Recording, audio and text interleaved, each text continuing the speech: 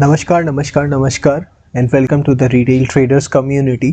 आज हम जानेंगे निफ्टी के आने वाले हफ्ते का हाल और जानेंगे कि 5 ऐसे स्टॉक्स जो कि आने वाले हफ्ते में अच्छा रिटर्न्स दे सकते हैं। सबसे पहले शुरुआत करते हैं निफ्टी से। लास्ट वीक हमने निफ्टी के बारे में 4 पॉइंट्स बताई थी।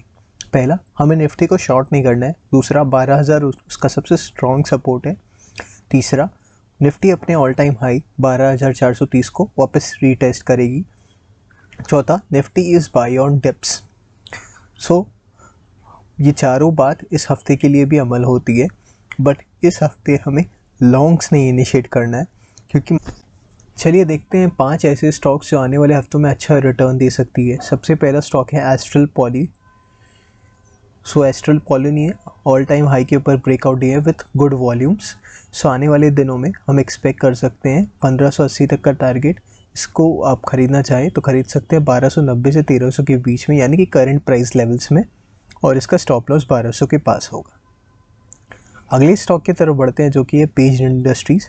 पेज इंडस्ट्रीज़ रहेगी आने वाले हफ्तों में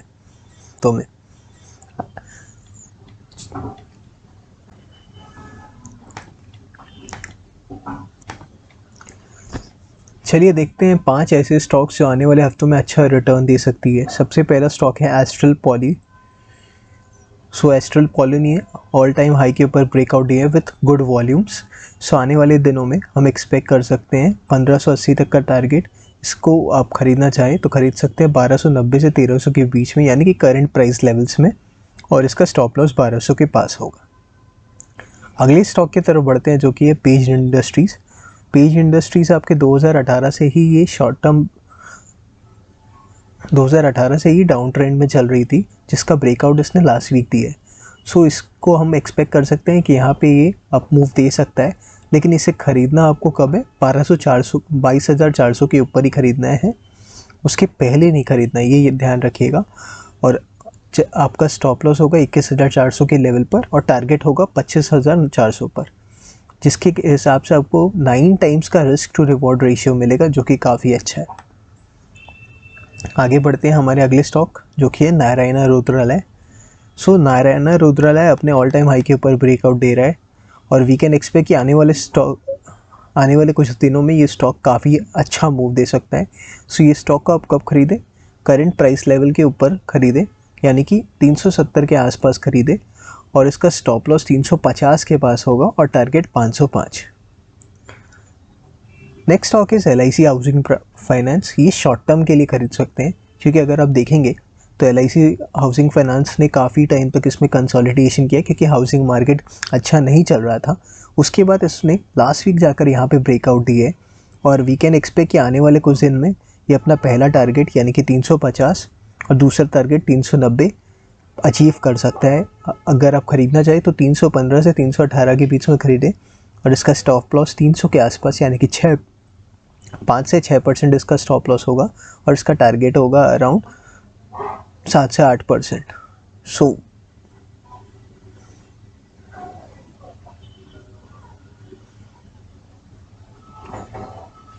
इसका स्टॉप लॉस होगा अराउंड 5 से 6% और इसका टारगेट होगा समवट अराउंड 10 से 12%, यानी कि 1:2 का रिस्क रिवॉर्ड काफ़ी अच्छा है।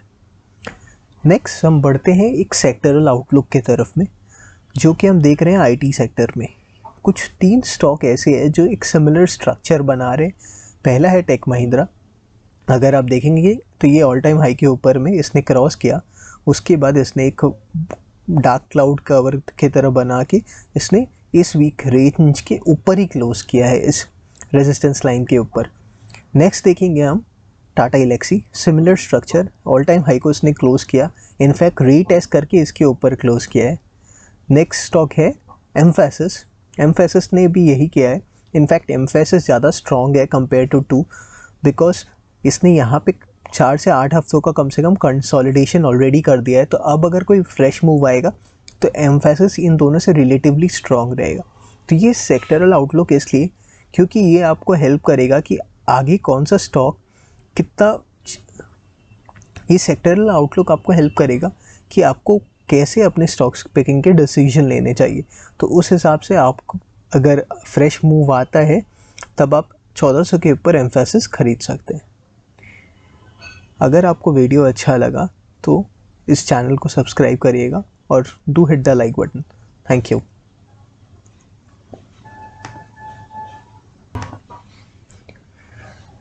सो आज के लिए बस इतना ही।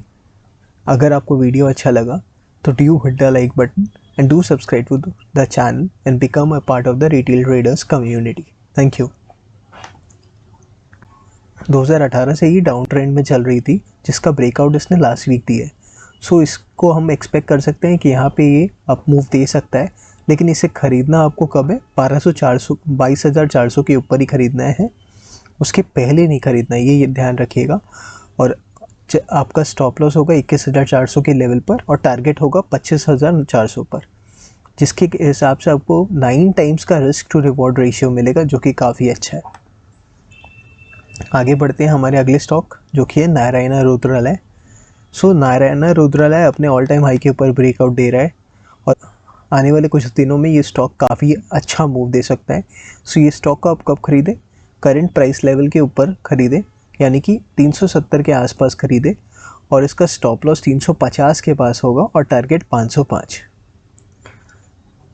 Next stock is LIC housing finance. ये शॉर्ट टर्म के लिए खरीद सकते हैं, क्योंकि अगर आप देखेंगे तो LIC हाउसिंग फाइनेंस ने काफ़ी टाइम तक इसमें कंसोलिडेशन किया, क्योंकि हाउसिंग मार्केट अच्छा नहीं चल रहा था। उसके बाद इसने लास्ट वीक जाकर यहाँ पे ब्रेकआउट दिए और वी कैन एक्सपेक्ट कि आने वाले कुछ दिन में ये अपना पहला टारगेट यानी कि 350 और दूसरा टारगेट 390 अचीव कर सकता है। अगर आप ख़रीदना चाहें तो 315 से 318 के बीच में ख़रीदें और इसका स्टॉप लॉस 300 के आसपास 5 से 6% इसका स्टॉप लॉस होगा और इसका टारगेट होगा समवॉट अराउंड 10 से 12%, यानी कि 1:2 का रिस्क रिवॉर्ड काफ़ी अच्छा है। नेक्स्ट हम बढ़ते हैं एक सेक्टरल आउटलुक के तरफ में, जो कि हम देख रहे हैं IT सेक्टर में। कुछ 3 स्टॉक ऐसे हैं जो एक सिमिलर स्ट्रक्चर बना रहे हैं। पहला है टेक महिंद्रा। अगर आप देखेंगे तो ये ऑल टाइम हाई के ऊपर में इसने क्रॉस किया, उसके बाद इसने एक डार्क क्लाउड कवर की तरह बना के इसने इस वीक रेंज के ऊपर ही क्लोज किया है, इस रेजिस्टेंस लाइन के ऊपर। नेक्स्ट देखेंगे हम Tata Elxsi. Similar structure, all time high को इसने क्लोज किया, इनफैक्ट रीटेस्ट करके इसके ऊपर क्लोज किया है। नेक्स्ट स्टॉक है एम्फेसिस। एम्फेसिस ने भी यही किया है। इनफैक्ट एम्फेसिस ज़्यादा स्ट्रॉन्ग है कंपेयर टू बिकॉज इसने यहाँ पे 4 से 8 हफ्तों का कम से कम कंसोलिडेशन ऑलरेडी कर दिया है। तो अब अगर कोई फ्रेश मूव आएगा तो एम्फेसिस इन दोनों से रिलेटिवली स्ट्रॉन्ग। ये सेक्टरल आउटलुक आपको हेल्प करेगा कि आपको कैसे अपने स्टॉक्स पिकिंग के डिसीजन लेने चाहिए। तो उस हिसाब से आपको अगर फ्रेश मूव आता है तब आप 1400 के ऊपर एम्फेसिस खरीद सकते। सो आज के लिए बस इतना ही। अगर आपको वीडियो अच्छा लगा तो do hit the like button and do subscribe to the channel and become a part of the retail traders community. Thank you. So आज के लिए बस इतना ही। अगर आपको वीडियो अच्छा लगा तो do hit the like button and do subscribe to the channel and become a part of the retail traders community. Thank you.